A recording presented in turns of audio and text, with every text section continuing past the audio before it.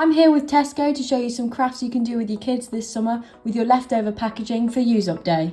Tesco is encouraging us all to do a Use Up Day this year, and when you've got a leftover milk bottle, this is a great craft you can do.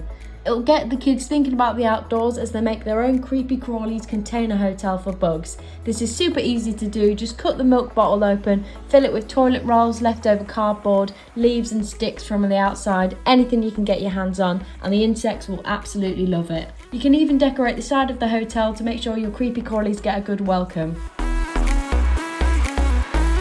Your kids want to annoy their siblings or one of their parents this summer, then you should make this craft for Use Up Day by Tesco. When you've got leftover recycling like a crisp tube or cardboard tube, then you can make it into a confetti cannon just like this, simply using a balloon.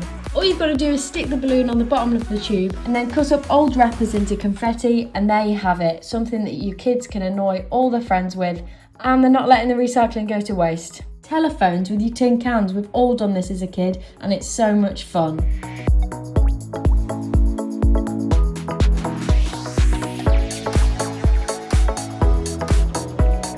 With jars, your kids can make photo frames that they can decorate however they want.